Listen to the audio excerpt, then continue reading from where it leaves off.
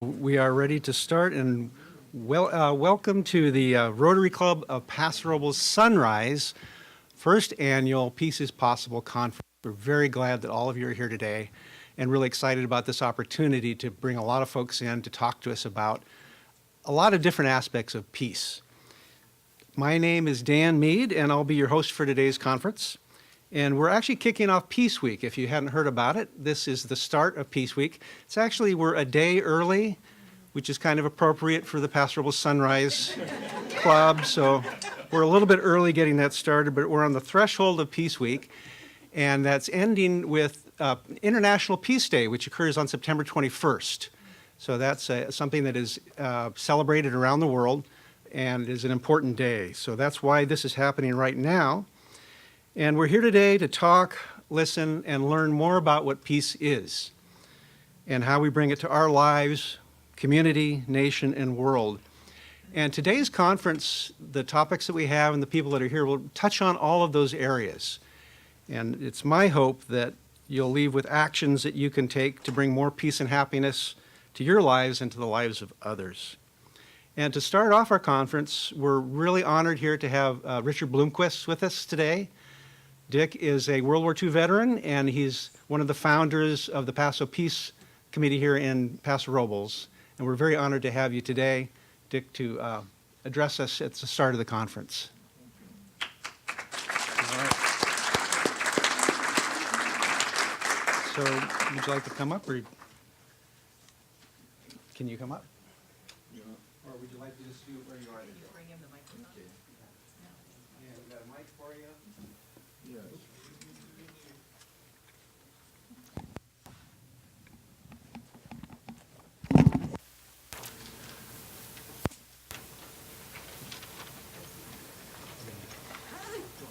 Sure. You got it, Dick? Yep. Okay, can you hear me?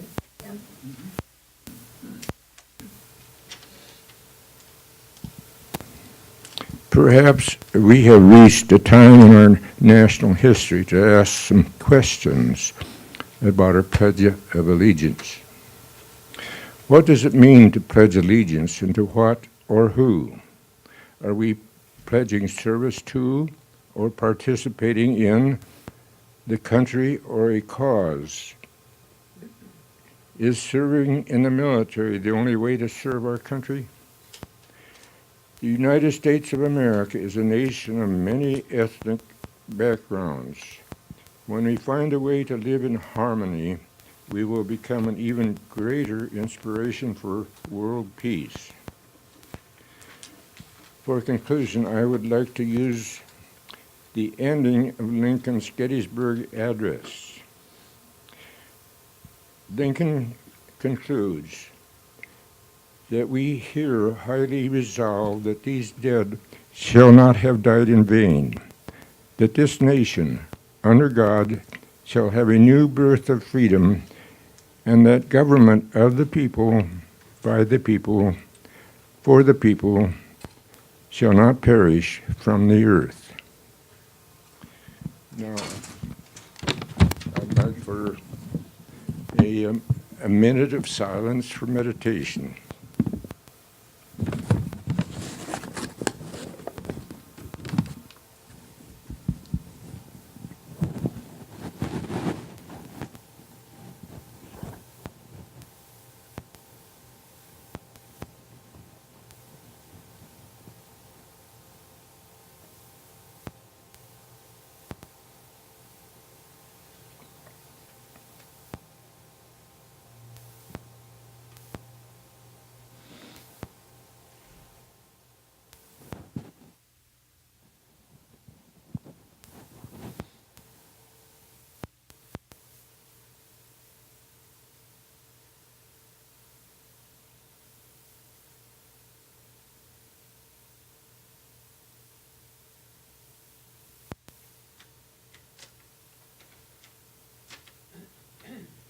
Now, it's appropriate to stand for the Pledge of Allegiance. And face the flag, place one hand over your heart. I pledge allegiance to the flag of the United States of America and to the republic for which it stands, one nation, under God, indivisible, with liberty and justice for all.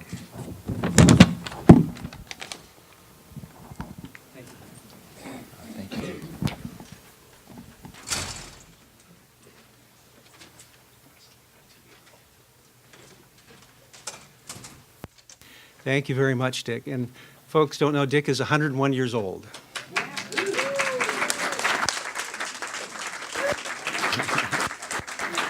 So before we move right into our speakers, we have a little housekeeping to do. And just so you know, if everybody has a program, the program has the schedule of events today. It also has a page with speaker topics. And then there's a bio in here for a lot of the different speakers, so I encourage you to look at that. That allows me not to have to do full bios on folks, so we can move along to our pretty aggressive schedule today. And that includes the La Quinta Inn and Suites here, and Victor Pop, who's been an enormous help and provided this venue for us. And thank you very much to Karen Brandon and Ken Campbell for the event last night. They opened their house for the event last night. We're very grateful for that. The sponsors of the event are Althouse and Mead, Inc., which are a bunch of biologists, if you don't know, and the Graham Realty, Kate Graham and Nancy Fisk, Guardian Properties and Management Service, Jocelyn Bear. Thank you, Jocelyn. Michael and Marlies Gould. Thank you very much, Mike. Idler's Home, Merrill Lynch, Platinum Properties, Heather Rhoda, the Rotary Club of Paso Robles Noontime. Remember, we are the Sunrise Club. They are not. And also the Rotary Clubs of District 5240, Group 11. And so we thank you very much. All those clubs contributed to being a sponsor. We have other donors for this event too, which we're very appreciative of.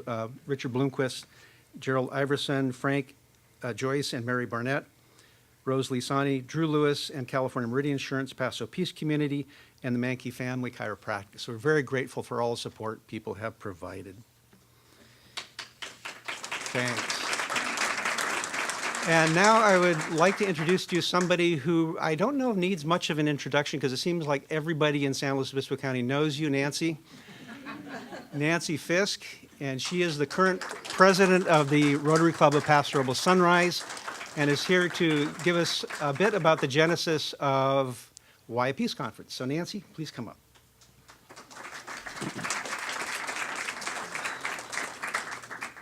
Thank you, Dan.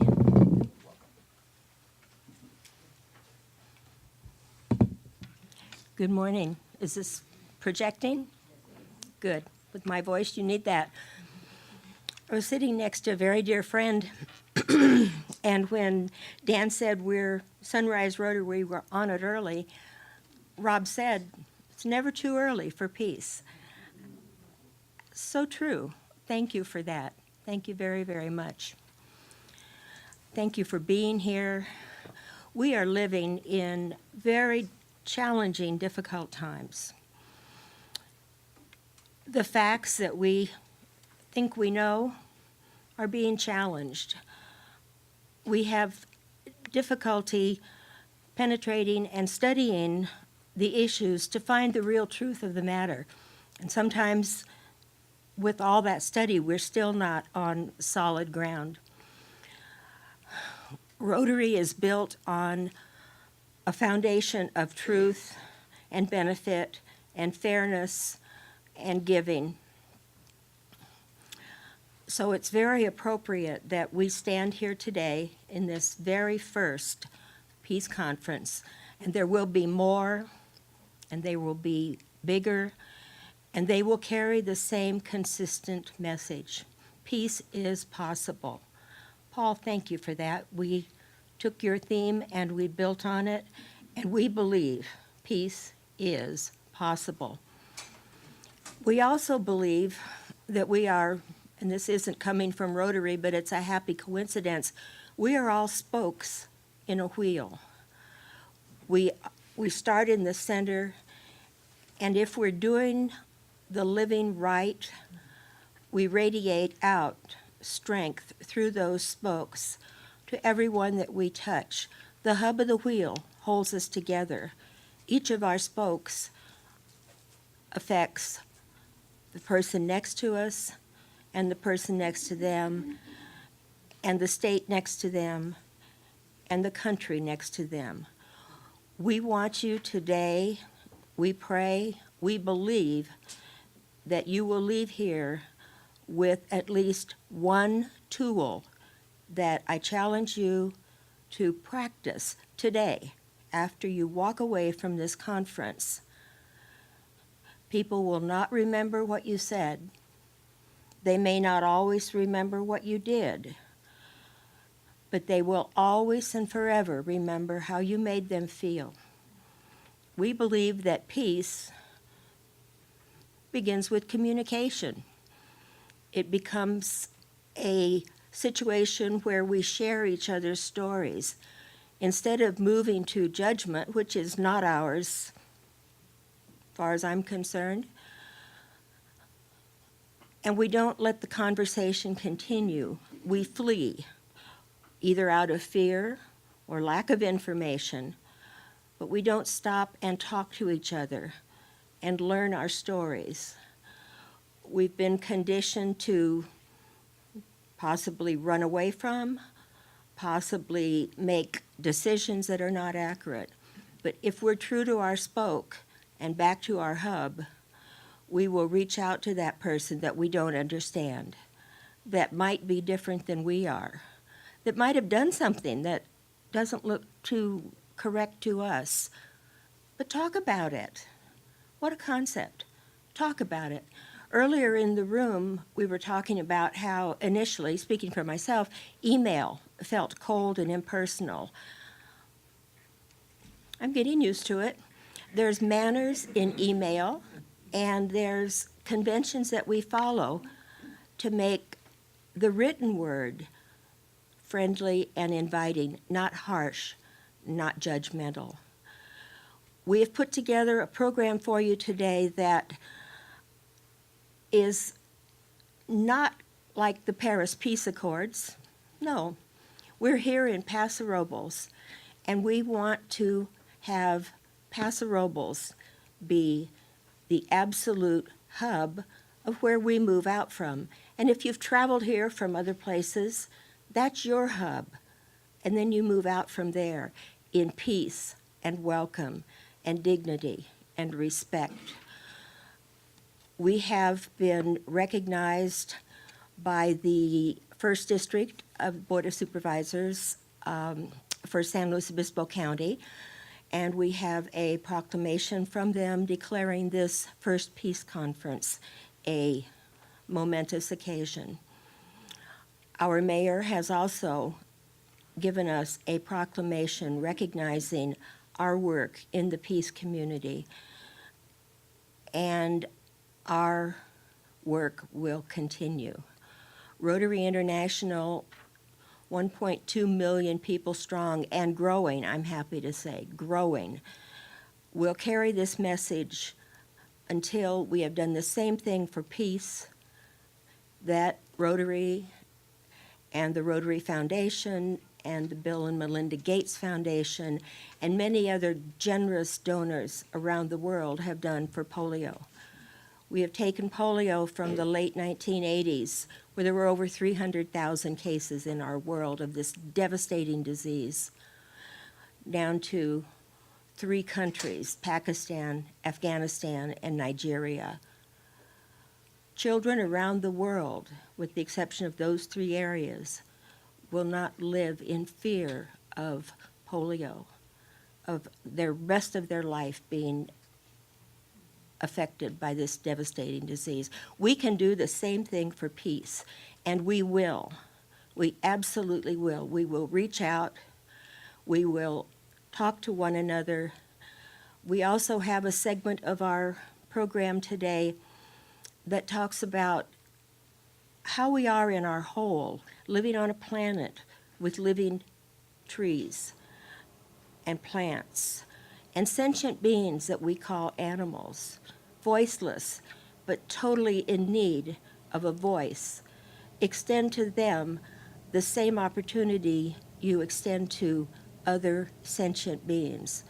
They're not going to respond like humans, possibly, but they're going to feel the positivity of your compassion and your caring, and that is going to nurture your hub. Your spoke is strengthened. We're going to learn how our law enforcement practices a peaceful, safe way of keeping our communities safe and pleasant, and yet doing a very, very difficult job. Thank you, Ty, for being here. So I invite you to look at your hub, your heart. Look at your spokes. What is your spoke going to do today and tomorrow and the days after? How is your hub going to be transferred to those coming after us? How will we learn the literacy of peace? Thank you, Paul. And how will we practice it? This isn't just an exercise in spending a Friday at an event. This is a life experience that will change our community, our world, and the lives of those that follow us. I thank you all for being here. The Rotary Club of Paso Robles Sunrise is over the moon with this conference, with our mission. We are so grateful to everyone that Dan recognized earlier. This is the beginning of something big. Please do keep your hub and your mind tuned up.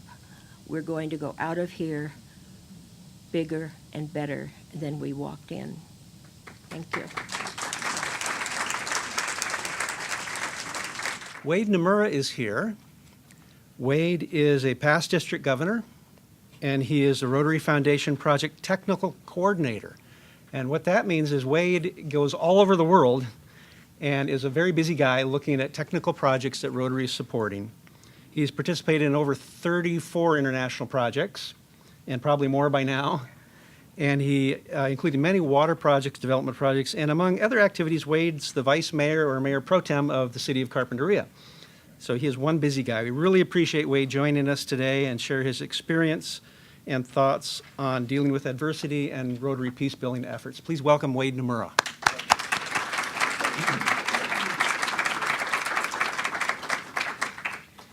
Thank you. First of all, I'd like to thank Dan, Nancy, and Lindy.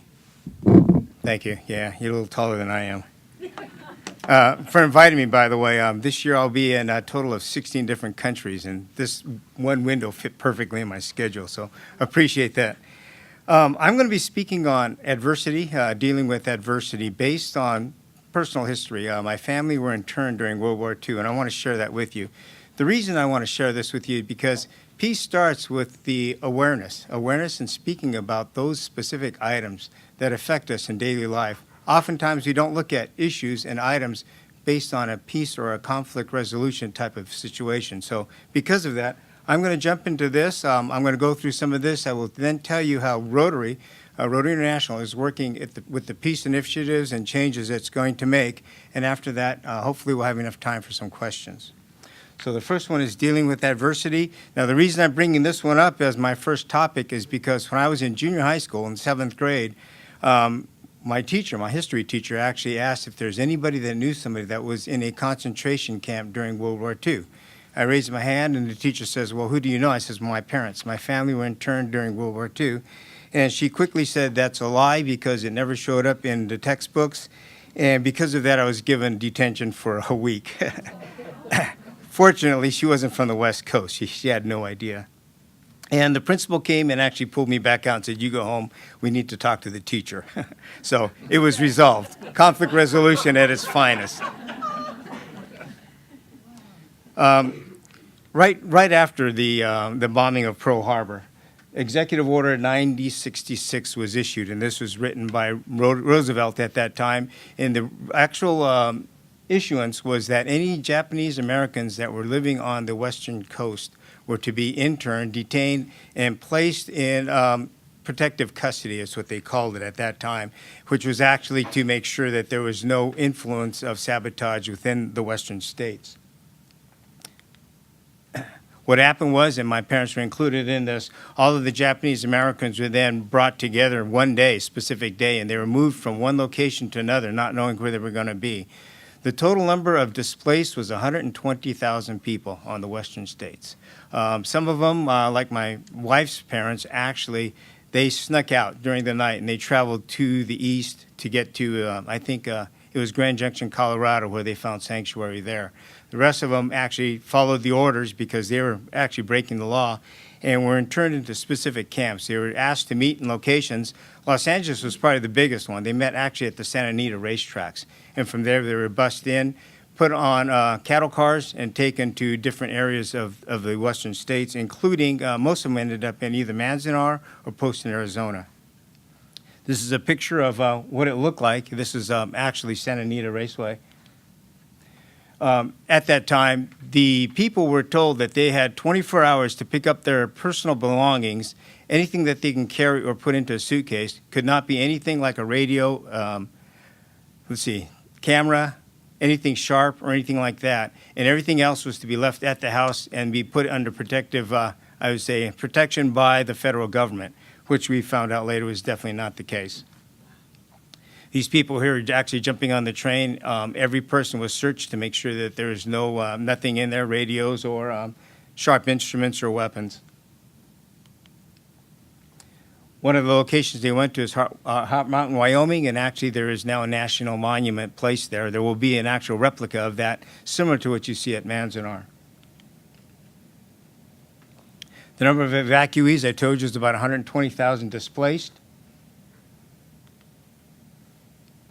And these are the different camps that you'll see. And if you notice, they're all quite the resort locations around the world here.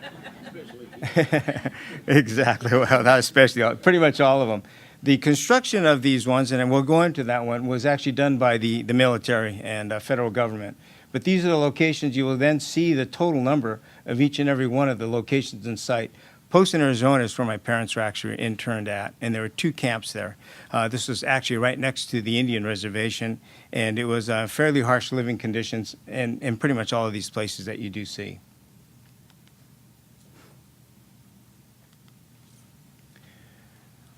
Part of the isolation or taking of these people was that there was a concern of national threat. And by the way, what they told the Japanese Americans at the time is that they were being brought into protective custody because there was concerns that there was going to be retaliation by the people living in the western states. For example, there were 1 or 2 incidences where the Filipino families actually jumped out and killed some of the Japanese. And so that was their justification for that.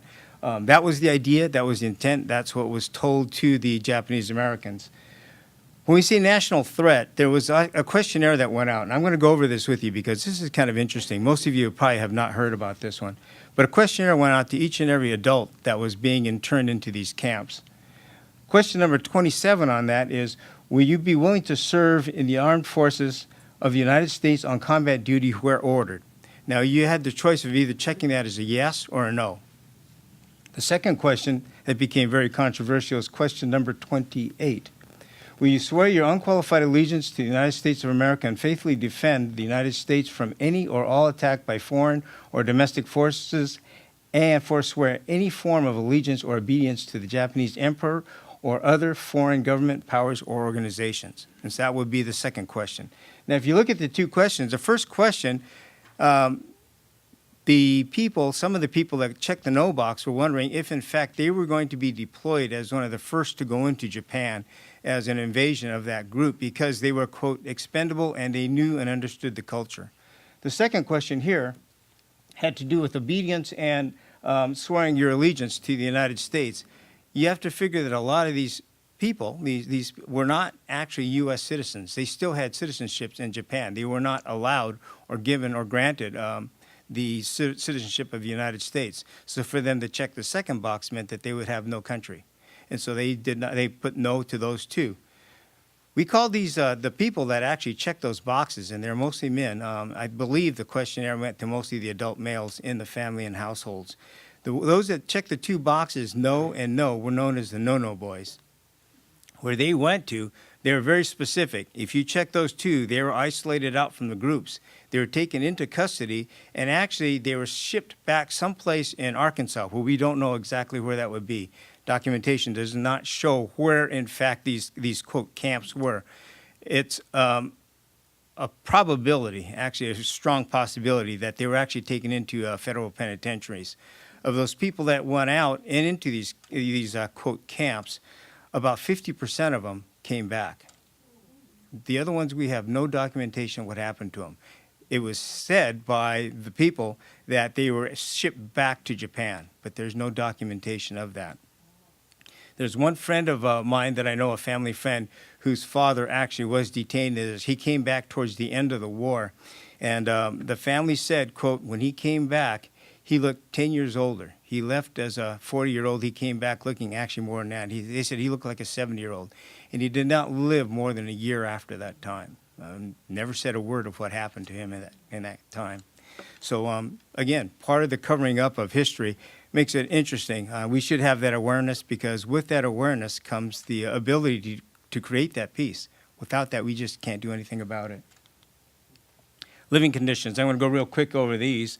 Living conditions there, as you could imagine, you have the hottest hot and the coldest cold in most of these locations. This is a picture, and by the way, I'm going to show you why the pictures are not first class or quality pictures, but there's a reason for that.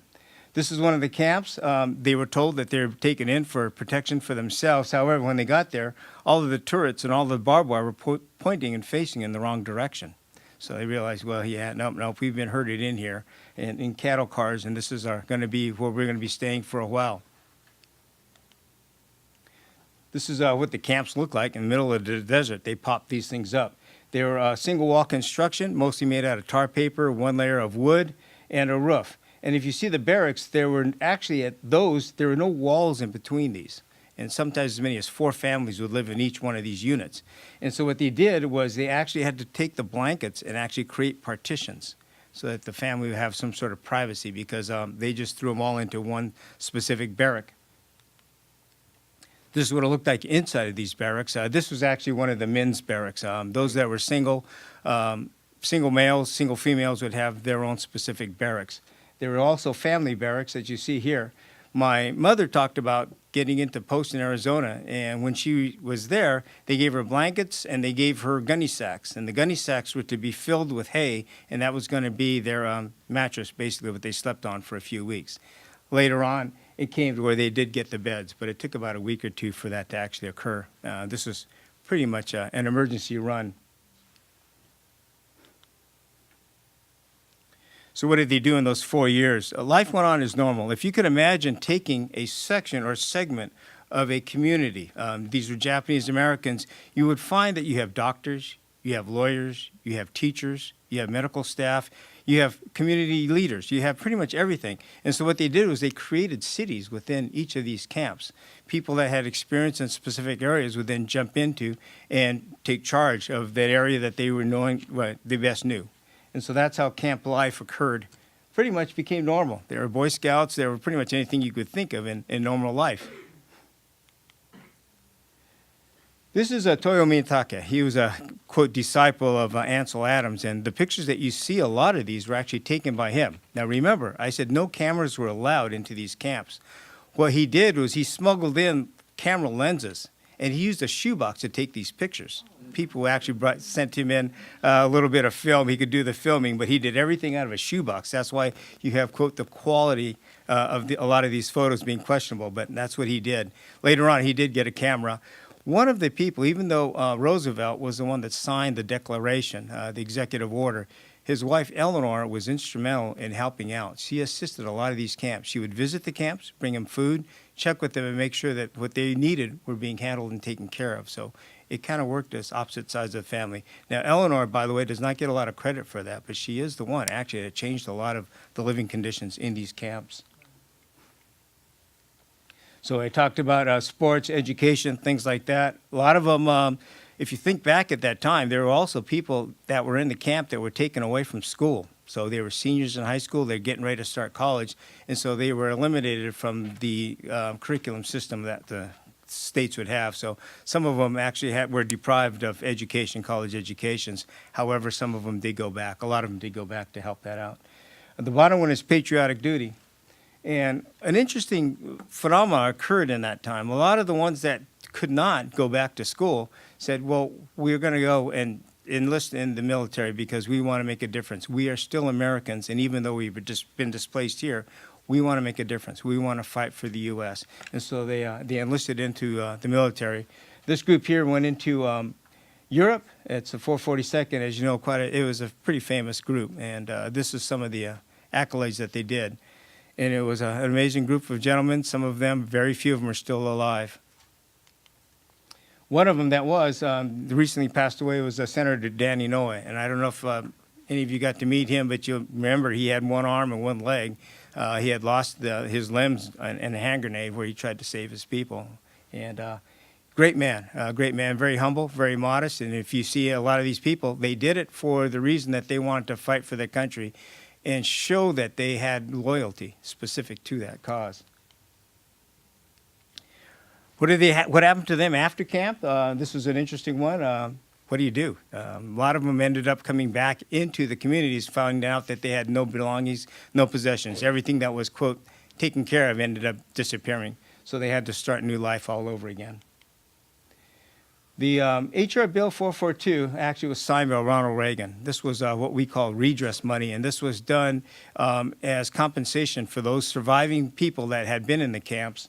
Actually were given $20,000. Now, my mother said she didn't want the money. She said, there's no way I'm touching that money because it kind of is something we didn't, quote, earn. But she was told, along with the rest of them, that please accept that money because accepting that money means that there's an awareness by the United States and the American people that there was a wrongful act done, and this was a confirmation of that. So they did accept that money. The gentleman that was in charge of that was John Tateshi. I know John quite well. We're brother-in-laws, so he gave me all the background on how hard this fight really was. And so that was it. It was called the Redress Act, and this is actually what happened to that part of it. We have now monuments in Manzanar. It's by Independence, California. For those of you that have been by there, it's definitely a moving one. For those of you that haven't, take a look at that. That pretty much ends the PowerPoint, but I do want to say this. The changes, those things that occurred in my life. In Rotary, to start with, as you heard, I was a district governor. And when I applied for district governorship, I had only been in Rotary for about 5 or 6 years. And I was encouraged to go in for the position of district governor. So I told my mom, I'm applying for district governor. And she goes, what's that? I says, well, it takes care of a fairly large district, 4 counties. And there's Rotarians throughout. And she says, why do you want to do that? And I says, I want to make an impact. I want to be able to make change. I want to create opportunity for Rotarians in this area to have impacts in community and world. And she says, well, think about it. She goes, I wouldn't do it. And I go, well, why is that? She goes, you forget you're Japanese American. And I says, well, what does that have to do with it? And she told me, she goes, because think about it. She goes, it's probably mostly all Caucasian or white organization. I go, well, that's true. She goes, how many minorities have been governor? I said, well, there's a few. There was a few people from India descent, and there was a Korean. Why is that? She goes, it's different. You're Japanese. She goes, none of them fought the U.S. So you've got a taint on your shoulder, and you're not going to get the job. So don't be disappointed. I thought to myself, well, that was pretty rough, but I could see where she was coming from because of the fact she had been put in this place, and she still did not feel accepted as an American. And so I actually did. I applied, and I told my mom. I called her. I said, hey, Mom, guess what? I'm going to be a future governor. She actually cried at that point in time because of the fact that she still didn't understand that she would be accepted no matter what her race because she was Japanese. And I thought that was a pretty moving situation, something that changed my life considerably. I never thought about that until that happened to me. Internationally, what's Rotary done? Oh, good. I'm doing pretty good on time here. I got 10 minutes. Internationally, what Rotary has done, if you look at it, In 2010, they put forward the 6 areas of focus, and you'll see them on the wall here. You have community and economic development, you have water and sanitation, you have 6 different one of them. The first one that you will see, the number 1 area of focus, is peace and conflict resolution. That is the number 1. That is the very first one we put up there. Why is that? Because of the importance that peace and bringing this world together have. Rotary has been involved quite a long time in peace. It started way back in 1910. Some of the accomplishments and things that they have done, it was through Rotary that UNESCO was formed. It was through Rotary, believe it or not, that the United Nations was initiated. And at the first United Nations summit, 49 of the original seated people were Rotarians. So Rotary was involved with it way back in those days. To date, Rotary is in over 200 different countries and territories and regions, meaning that it is considerably larger than the United Nations. And in 2007, I had the opportunity to sit down with the United Nations people and talk about what the groups could do together. And what came about was the fact that Rotary could actually work for peace to help the United Nations out, because there are areas that the United Nations could not get into. But that Rotary is already there. So they asked us, and they said, we will back anything you could do, including financially, if you can go in there and create humanitarian projects. We want to make sure that that happens, because that would help us then have an acceptance into these different areas. So it was through Rotary that they saw this vision occurring. Now, our past president, 2012 and 2013, was a gentleman named Suguchi Tanaka from Japan. I had the opportunity to represent him and speak on his behalf in a few areas of the world. The tie I'm wearing right now is a tie of his year. And if you look at it really closely, the actual symbols or design patterns on this tie are the cherry blossom or the peace flower of Japan. He was and is to this day still probably the most active. He was the one that started the first international peace talks or peace conferences for Rotary. I worked with him on a number of these, and I want to share one with you, specific one.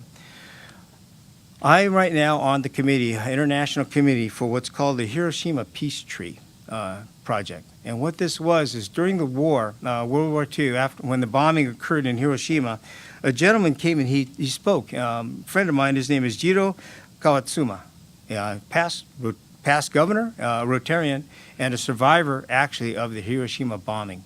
He told a story that I want to share with you. It's pretty tragic, where he said that the bombing occurred. He was walking home from school. His parents, or his mother, and 2 sisters were following behind him when the bomb actually hit. He made it back safely with minor burns. His family, his mother and his 2 sisters, came back home, and he could not recognize them. When they walked in the house, only the voice could be recognizable because they were burnt. They all perished within a week's time. He talks about other people walking home down that same street, seeing them where literally their skin sloughed off because there was nothing to hold on to because of a flash burn. Very tragic times. We, United States, can't imagine what that would be like, seeing a whole city wiped out. Well, he told us of a picture. The picture image in his mind was of Hiroshima being blackened. It looked like a planet, a black planet. Nothing was upright, nothing survived, everything was black, no life. The first few rains came, and after the first rain, believe it or not, green started popping up. Some things actually came back. When I talk about the Hiroshima Peace Project, the trees that we are accumulated right now, that I have seeded in at a local nursery in Carpinteria, there are 54, right now there are only 26 left, trees that actually came from the original trees that came back from that Hiroshima bomb. These trees are being given out or actually sent out. There's an application that you have to fill out, and there's a cost for that. But these trees are going to different places in the world where you would honor peace based on a knowledge of what had happened in the past. And so that's why we call it the Hiroshima Peace Tree. My gift to you, to this group, is that I'm going to give you one of the peace trees. So one is going to be for you. Thank you. It's the least I could do for the awareness that you've done. Now, I've got 5 minutes for questions. Yes. Last year, in may not make it through. But my wife and I we took a cruise, and we went to Hiroshima and Nagasaki, and we got to stand at ground zero. And my Rotarians will know that I'm a relatively conservative guy, but when you go through the museum, both of the places, it is just tear-jerking. Yeah. So if you ever have a chance to get over there, we did a lot of things. We also went to the Philippines, went to Corregidor, went to Vietnam, out to the tunnels of Cu Chi, and so a lot of things. But when we were standing at the ground zero, it was just amazing to see what was there, but the vibrant city that is still True. surrounds it. Right. And as a side note, the 442nd, the movie Gung Ho with Heflin is really good. It explains the whole. Thank you, it does. Any other, yes? Do you see any parallels between the migrants crossing the border trying to seek asylum, being put in detention camps, and the situation with the Japanese detention? I do, actually. I'm president of the Santa Barbara chapter of the Japanese American Citizens League. It's the oldest, one of the most prestigious of all of the civil rights groups in the United States. We do draw parallels to that. Unfortunately, even though the awareness of these camps isolating people because of their ethnicity, we were hoping we'd be able to change things, but it still occurs. One of the examples I pull out is Guantanamo Bay. We have no idea what's happening over there. There's, other than we know for a fact that they've been isolated because of ethnicity. And that's one of the issues we have. Peace is going to occur when we could have that awareness of what cultures are like, the understandings of cultures. We look at, for example, people, Islamic faith, and we don't quite understand how they fit, their beliefs. Well, they're real people. They're the same as us. Some of them we have are radicals that we've seen. Unfortunately, the radicals taint the picture for everybody. And so we see them in one specific light, even though that's not the case.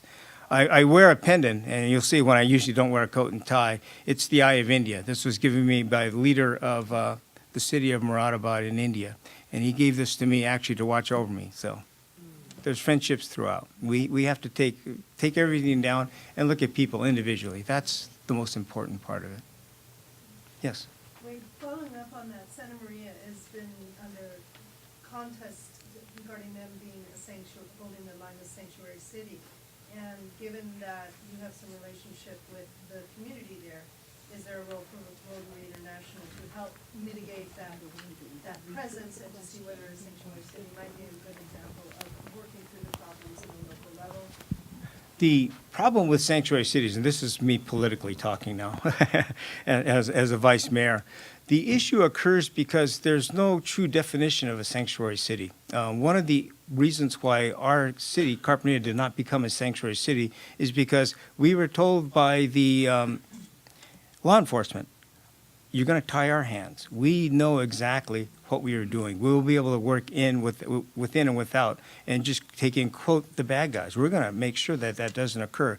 But if it becomes a sanctuary city, it's going to bring awareness in by the federal government, and that may change things, and it's going to tie their hands. So they asked us to work directly with them. So that may be something that we as cities have to take a look at.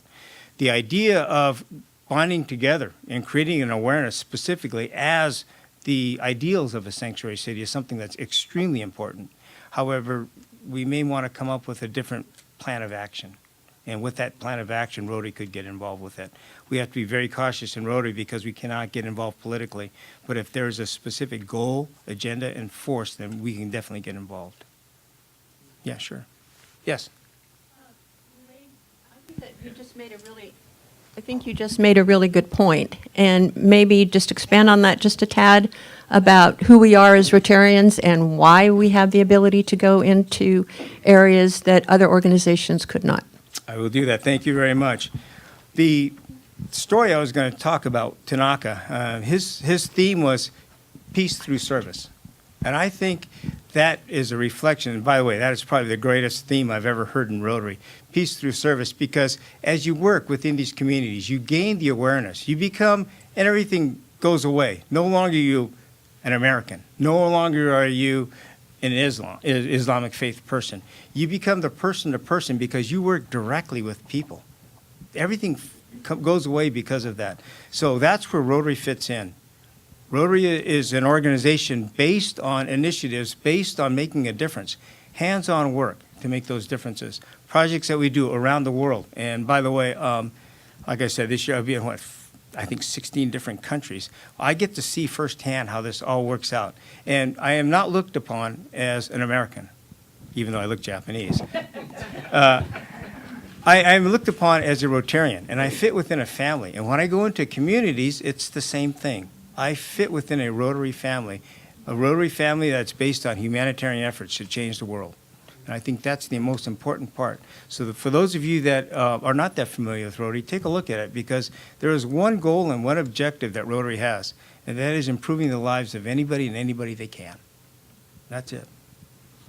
Perfect. Done. Thank you very much. Thank you.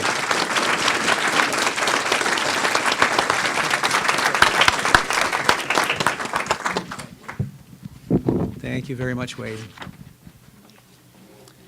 Our next speaker is Ty Lewis. And Ty is the police chief of the city of Paso Robles.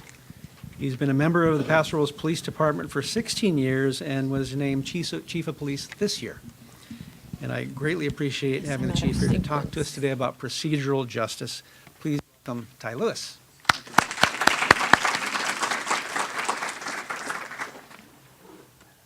I don't know how to follow Wade's presentation. That was just spectacular, and kind of highlights, the importance of these meetings, because when we all get together and be able to talk about various aspects of what we do for our jobs, what's important to us, I think that it really kind of highlights and underscores, the value in getting everybody together.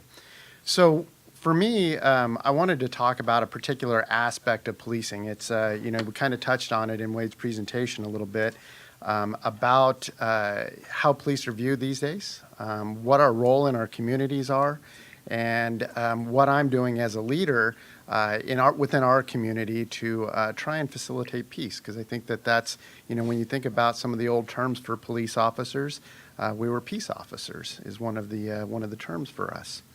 So I looked over the agendas and some of the speeches, and I noticed there was a little bit of a theme going on regarding restorative justice. So that's probably something that you'll hear throughout this. Procedural justice is a relative of restorative justice. So that's what I'm going to talk about today. It's a close relative of procedural justice, of restorative justice. And we're going to talk about police legitimacy. That's another term that you're going to hear me talk about. So I say they're relatives because both restorative and procedural justice seek to strengthen and influence one's social values and law-related behavior. That's what we're really talking about when we talk about law enforcement is behavior.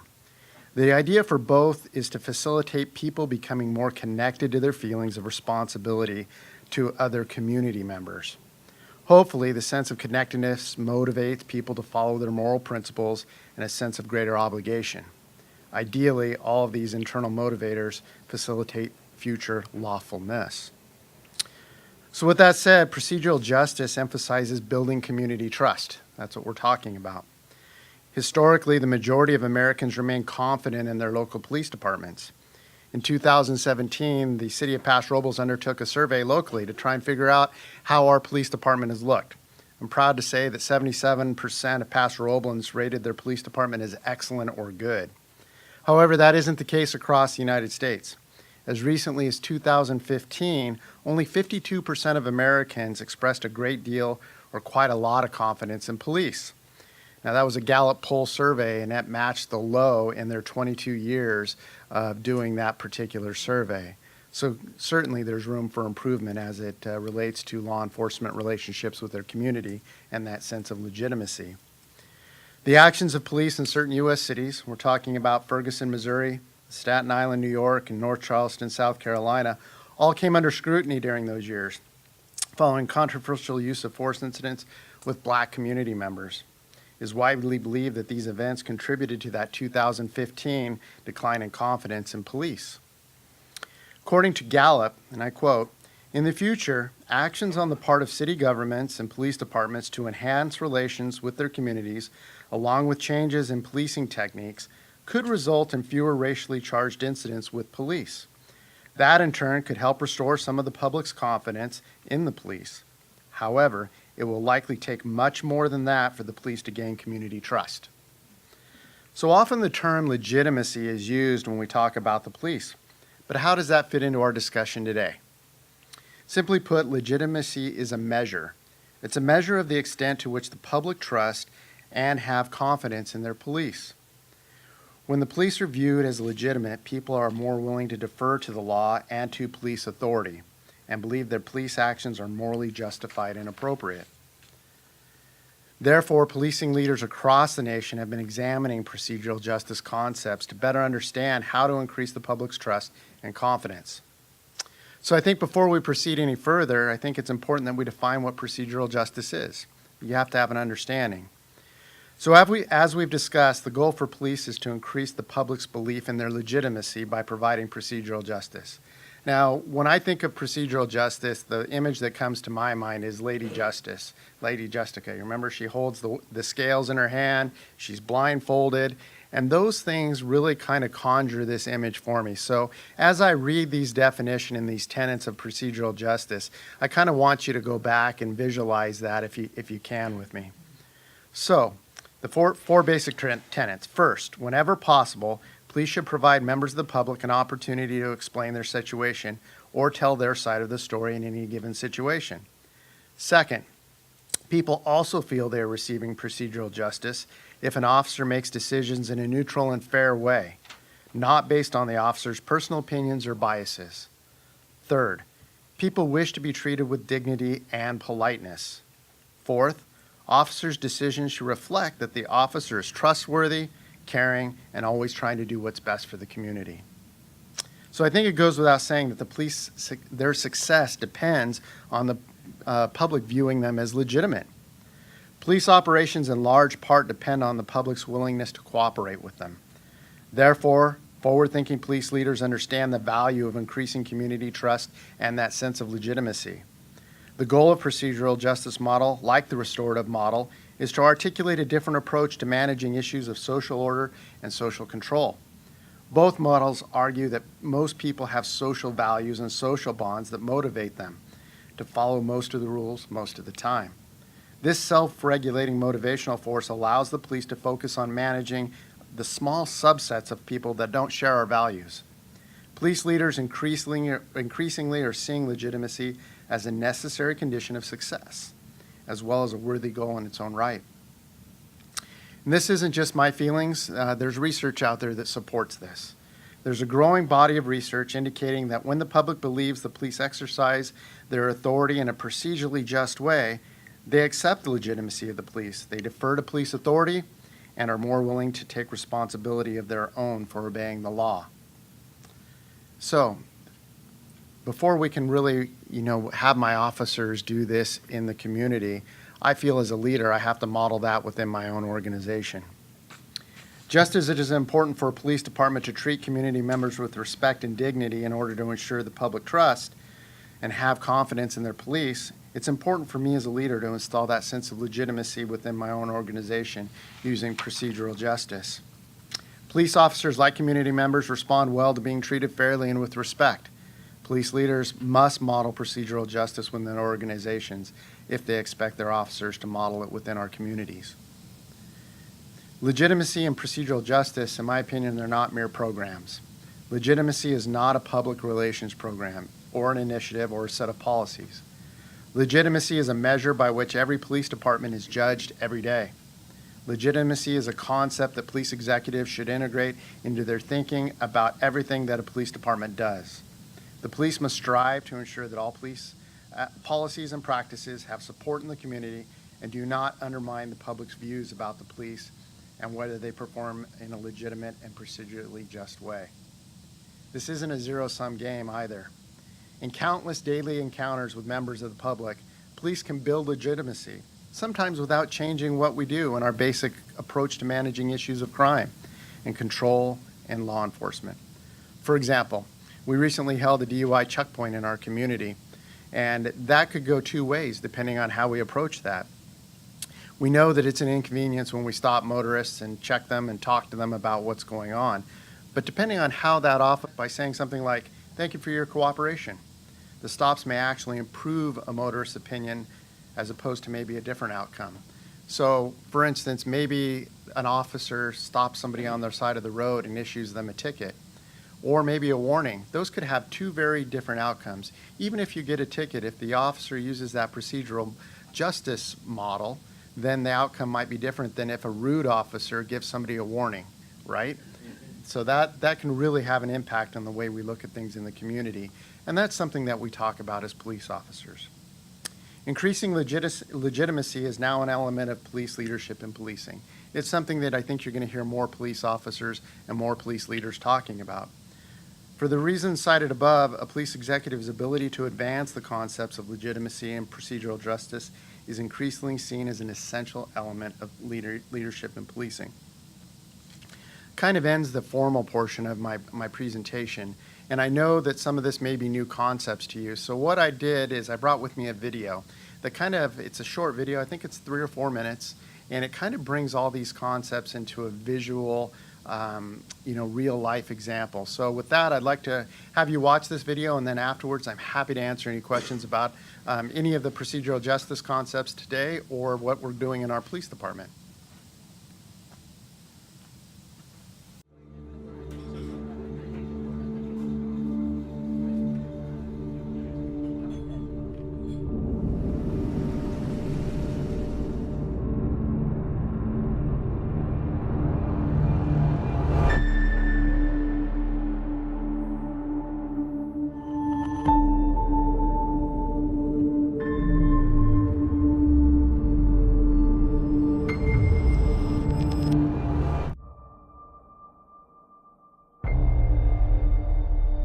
You know, I knew I was gonna get pulled over.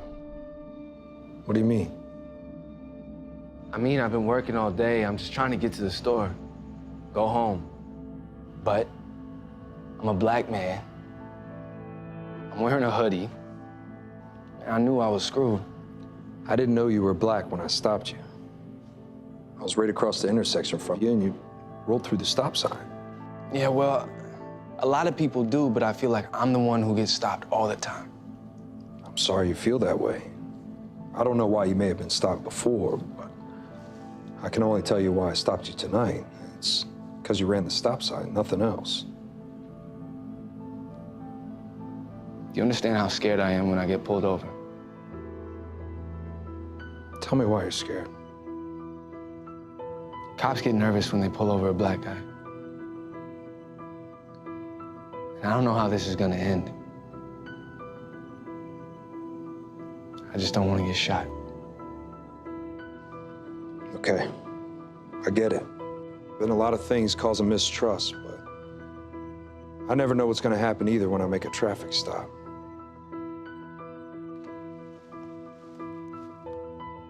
I want you to be able to trust the police, to trust me. I don't want you to be scared.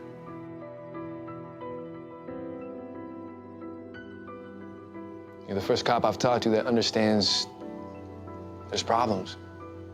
And I think that maybe if I could talk to other cops like this, I don't know, I'd be less afraid. If we could all talk like this, maybe everyone would be less afraid. Will you remember this conversation when you come to my car? It matters. More than you know.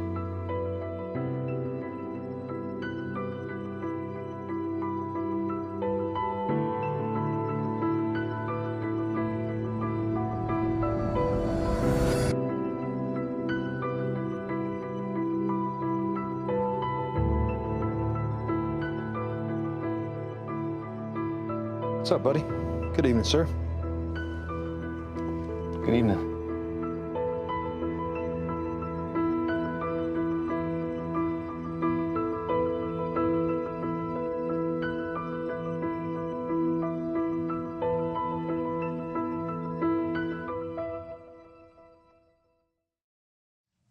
So your video suggested that more dialogue within the community about perception and judgment and fears may be an opportunity for creating a new procedural justice. So what opportunities are there for community members for those kinds of forums? It's not we're going to go to coffee every day, but do you have small groups or working groups within the city of Paso Robles where we can have those types of dialogues, or if people do have concerns, they can make an appointment?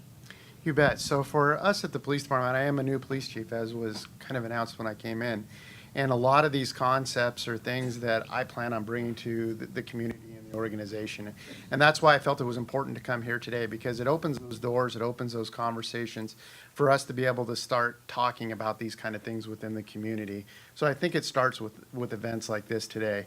One of my main goals that we're working through right now, my commanders and my police department, is we're trying to put together a strategic plan. And the strategic plan is important for me as a leader because it communicates to the direction that we want to go. And at the top of my list, and I get to put things at the top of the list because I'm the chief, is creating trust within the community. And so it's, for me, that's one of the big things. And I often relate it to this. So when you have, if I go to you, Mary, and say, hey, I need a plumber, and you tell me, I have the best plumber in the world, I've used this guy for 20 years, you trust him, I'm going to take that and I'm going to run with it. It's the same thing within the community. If I go to someone and they say, hey, I need a police officer, I need someone that I can talk to. You can go to Ty. He's a good police chief. He's honest. He's trustworthy. I can go to his commanders, and I know they're going to listen to us, and they're going to take it on face value, and they're going to work with us to come up with a solution. So I believe that we trust those people that we know. So my goal is to get out into the community, have people know me, create those opportunities to create dialogue and conversation. And I'm hoping that through some, strategic initiatives within the police department, these kind of conversations and teaching my folks within the organization, that'll be modeled all the way down from top to bottom within the organization. So you will see, more initiatives from the police department to create those kind of opportunities. Thank you. You're welcome. Yes, ma'am. We haven't seen this in the media. What we've seen is people screaming out, I can't breathe, or young teenagers being shot with a toy gun in their hand. So it's scary. I can understand why people are scared. It is scary. It's policing has never been more difficult. I've been a police officer now for, 23 years. And for me, it's changed a lot from when I walked in the door in the mid-90s to where it is now. Like any organization, like anything you can think of, change is a necessity if we're going to improve the way we do. We can't do things the way we've always done them. I think that policing is very unique to every community. And I feel particularly lucky to have the job that I do in the community that we do. I think that my struggle or my challenges to increasing legitimacy within the community is probably not the same that maybe they have in Baltimore or in Ferguson, Missouri, or some of those places. And so, my commitment to this community is to, try and, if I have everybody's community support here and your police officers are trustworthy and mean well, then hopefully when that time comes, because it is a part of what we do here in the community, is sometimes we do have to use force. There are that 5% of the community that don't want to obey the rules, that might be violent or might do those things. But if you know that we make the right decisions, that our guiding principles are the right ones, and my expectations as a leader, then I'm hoping that trust will carry through and that you'll know that we'll do the right things. Yes, sir. Among the many names that we have heard for police departments over the years is police force. And perhaps that came from the reality that the officers are armed, they have SWAT teams, and that there is always that threat of force that people, particularly of minority groups, feel. Is this what you're now doing? Can that be looked upon as replacing some of that stress on force with other human values? I think that the term police force might be a carryover from a different era. I think most of the time you see us in these days, we're known as the police department.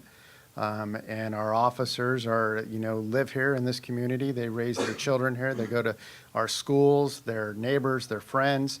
And that's, if you go back to the father of modern era policing, there, when you look at Sir Robert Peel is his name, some of his tenets I think are very applicable today. The police should be viewed they are members of the community that serve a special role. And when we hire folks here, my commander and I were just talking about that driving over, is that we really try and identify and recruit folks that have a connection to our community.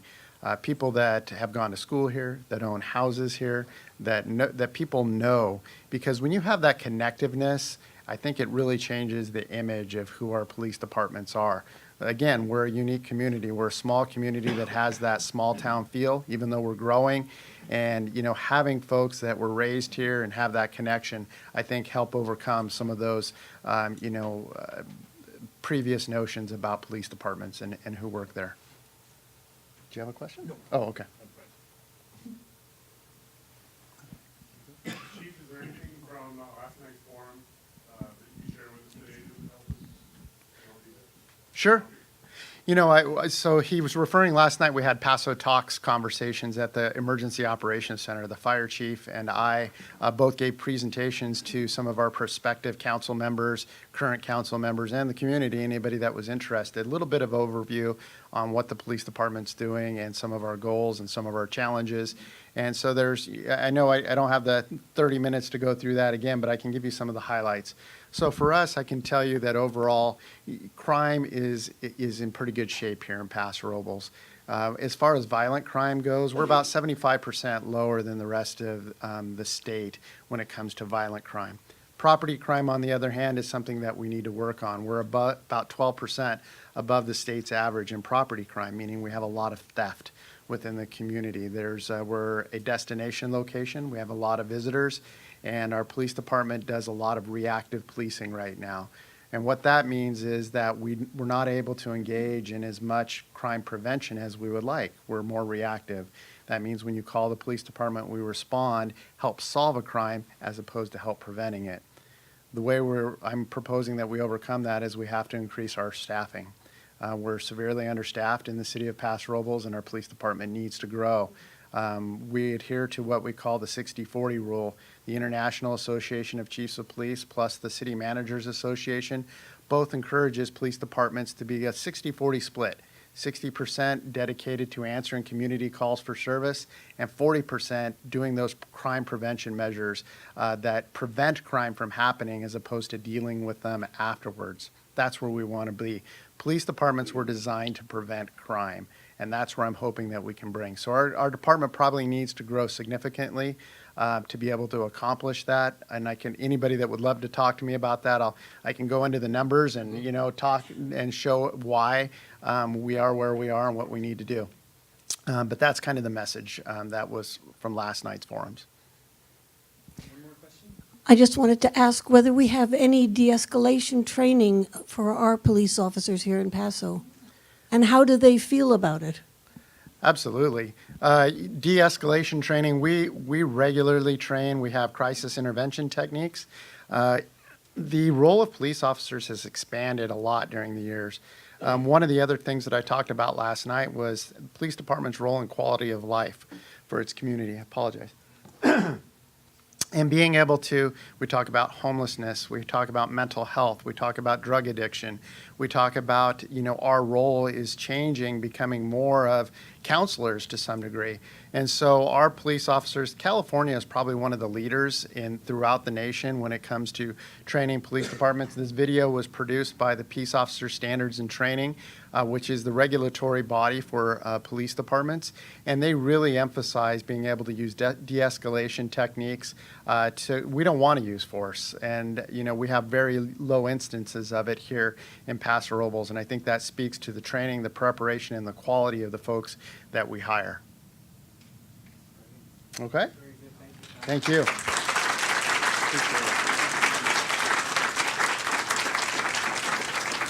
Thank you very much. Next, we have yet another past district governor here in the audience, Loretta Butts. And she has some recognitions that we would like to do at this point in the program. So Loretta is an Atascadero resident. Please come up forward. And as I said, a former. Yeah.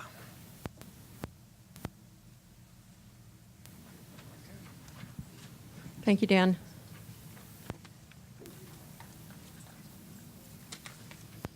Well, you heard Wade Nomura this morning, another past district governor. We just, somebody once said that Rotary presidents die and district governors just accumulate.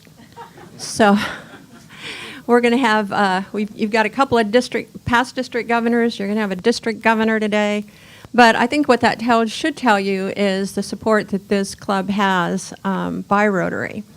And to kind of key off of what Wade said, you heard about some of the projects that we're involved in, but although Rotary internationally is known for its general philanthropic initiatives, less is known about the group's contribution to international peace. As World War I was coming to an end, Paul Harris, the founder of Rotary, with the first Rotary Club in Chicago in 1905, uttered the following words. Now remember, this is at the end of World War I. The road to war is well paved. The road to peace is a wilderness. These insightful words mark one of the first testimonials of Rotarians' concern and interest in the issue of peace.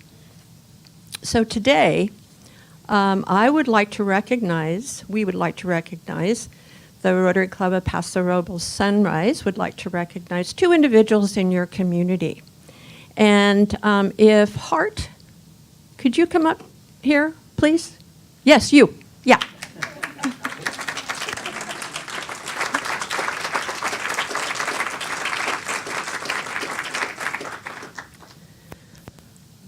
I want to talk just a moment about Hart and Dick.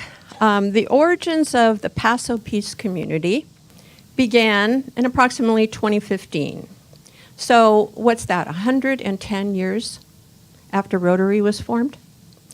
And was formed by a World War II U.S. bomber pilot, Richard Blomquist. Now, as we said earlier, Richard is 101 years old. And Hartmut, who at age 5 survived the Allied bombing of Dresden at the end of World War II. Serendipitously, I got that word out, Dick and Hart's lives converged at the time of Dick's wife's death. They became fast friends and met every week. The larger circle of the Paso Peace Community meets once a month to pursue inner peace and then to promote peace resolutely in the wider community. Out of their shared and individual experiences, they have fostered a movement in the community emphasizing the possibility of peace, or as we say, peace is possible. Rotarians often designate a Paul Harris Fellow as a tribute to a person whose life demonstrates a shared purpose with the objectives of the Rotary Foundation. It gives me great pleasure to present to Dick and to Hart the emblems of appreciation for a Paul Harris Fellow, certificate and pin. So Nancy, if you would present those, please.